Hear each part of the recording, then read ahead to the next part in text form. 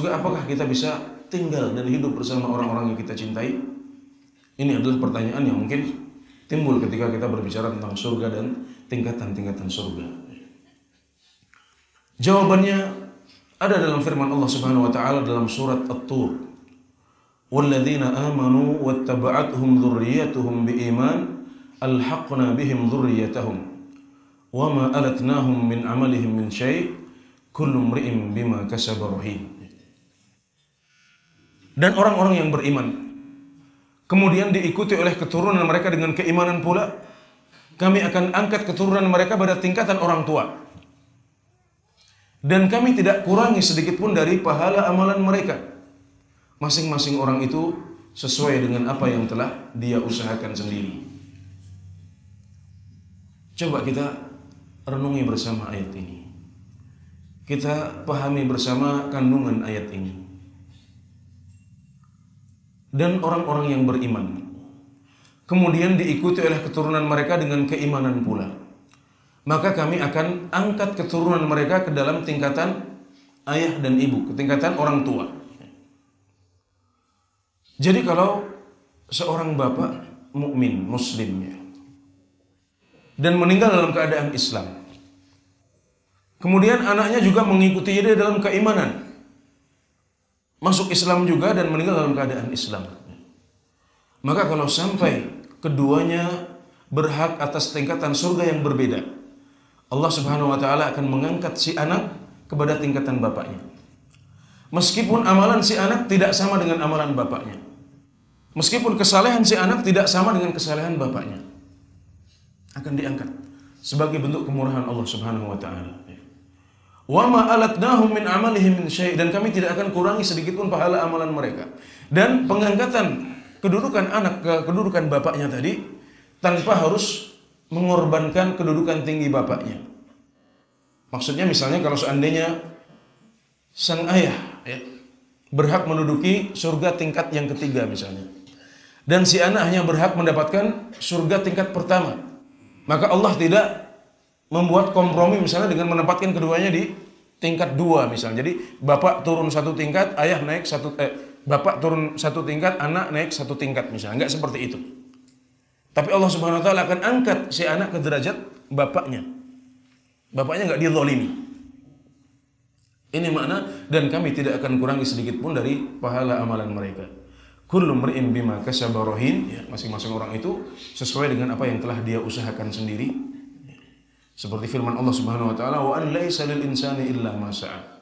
Dan seseorang itu tidak mendapatkan apa-apa, tidak mendapatkan pahala apa-apa kecuali yang dia usahakan sendiri. Ini kaidah umumnya. Kalau kita ingin kemuliaan di surga, kebahagiaan di surga, kita harus mengusahakannya sendiri. Jangan tunggu orang lain beramal untuk kita.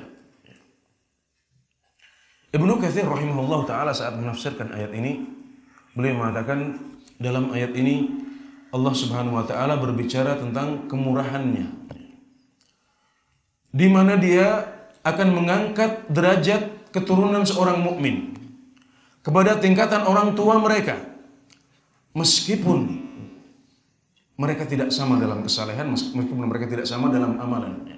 Kemudian mengumpulkan mereka dalam tingkatan yang paling baik, yang paling tinggi. Ini adalah kemurahan dari Allah Subhanahu wa taala. Jadi kalau kita bertanya-tanya apakah mungkin kita berkumpul dengan keluarga kita, orang-orang kita istilahnya, jawabannya iya mungkin. Kemudian Ibnu Katsir mengatakan, dan ini ayat ini adalah menunjukkan anugerah Allah Subhanahu wa taala untuk anak-anak dengan barokah amalan orang tua mereka.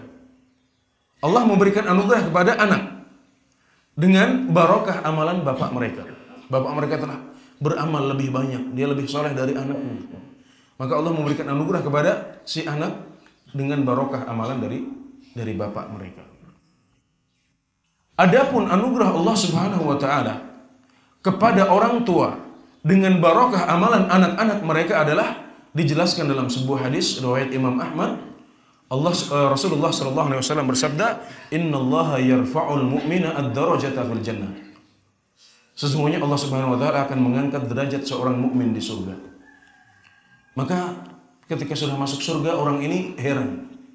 Dia mendapati tingkatan surga yang sedemikian tinggi, sementara dia merasa tidak berhak untuk mendapatkan tempat yang tinggi itu. Maka dia mengatakan, ya Allah, dari mana saya bisa mendapatkan tempat yang tinggi ini? Anna li hadza. Maka Allah Subhanahu wa taala mengatakan kepadanya, bistighfari waladika laka. Dengan istighfar yang dilakukan oleh anakmu. Anakmu itu selalu beristighfar untukmu, memintakan ampunan untukmu, wahai fulan. Maka kami angkat derajatmu sekarang di surga karena amalan anakmu, istighfar anakmu. Ini sebaliknya. Jadi Allah Subhanahu wa taala memberikan anugerah kepada orang tua dengan barokah amalan anaknya. Jadi masing-masing dari ayah dan masing-masing dari bapak dan anak atau ibu dan anak bisa saling memberikan syafaat di surga nanti. Mereka bisa berkumpul bersama-sama. Dan syaratnya kalau kita lihat mudah saja. Yang penting orang tua iman, meninggal dalam keadaan Islam, ya. Kemudian anak-anak juga Islam, ikut Islam dan meninggal dalam keadaan Islam itu. Asal itu terjadi meskipun si anak, ya. Meskipun si anak katakanlah ya, masih belum sesuai dengan harapan orang tuanya, masih kadang-kadang nakal, ya, masih kadang-kadang jatuh dalam maksiat, bahkan mungkin maksiat yang besar-besar. Ya. Tapi asal ayah dan anak meninggal dalam keadaan Islam, maka Allah Subhanahu wa taala berjanji akan mengumpulkan mereka di surga pada tingkatan yang sama. Ya. Adapun kalau sampai terjadi kafirnya salah seorang di antara mereka, ya. Orang tua meninggal dalam keadaan kafir misalnya. Atau sebaliknya si anak yang meninggal dalam keadaan kafir. Maka di sini berlaku firman Allah Subhanahu wa taala, "Fama tanfa'uhum syafa'atus syafi'in." Tidak berlaku bagi mereka syafaat dari orang-orang yang bisa memberikan syafaat. Dan jangankan kita orang-orang biasa yang banyak berlumur dosa dan barangkali tidak banyak amalan seperti amalan orang-orang soleh pada zaman dahulu. Nabi Ibrahim alaihi salam saja tidak bisa memberikan syafaat untuk orang tua beliau.